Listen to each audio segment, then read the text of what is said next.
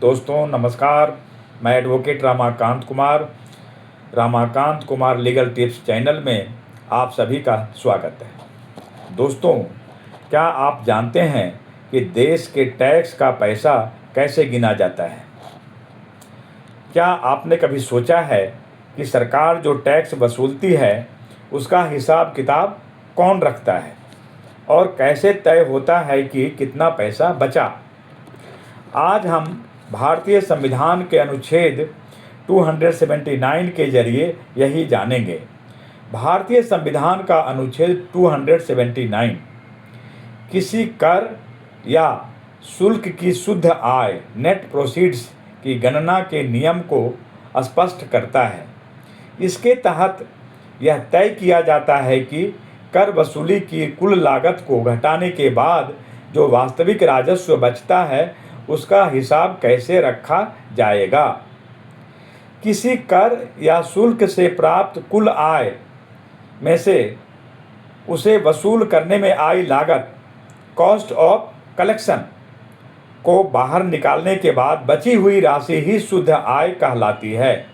मोटा मोटी बात है कि कुल इनकम कितना हुआ, कुल खर्चा कितना आया, कुल इनकम में कुल खर्चा घटा करके शेष जो बचता है वही शुद्ध कमाई है, वही नेट प्रोसीड्स है, वही शुद्ध आय है। अब इसमें नियंत्रक महालेखा परीक्षक यानी CAG की भूमिका बहुत बड़ी है। CAG क्यों जरूरी है, ये क्यों महत्वपूर्ण है, आइए इसके बारे में जानते हैं। भारत के नियंत्रक महालेखा परीक्षक द्वारा किसी भी कर या शुल्क की शुद्ध आय का निर्धारण और प्रमाणन सर्टिफाई किया जाता है। प्रमाण पत्र की अंतिम मान्यता CAG द्वारा दिया गया शुद्ध आय का प्रमाण पत्र अंतिम फाइनल होता है और उस पर कोई सवाल नहीं उठाया जा सकता है।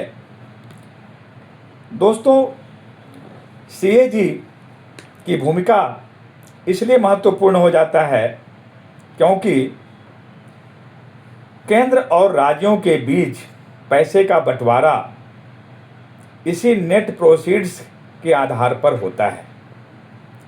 बिना CAG के सर्टिफिकेशन के ये बंटवारा ट्रांसपेरेंट नहीं हो सकता। तो दोस्तों, ये था संविधान का अनुच्छेद 279। क्या आप संविधान के किसी और अनुच्छेद के बारे में जानना चाहते हैं?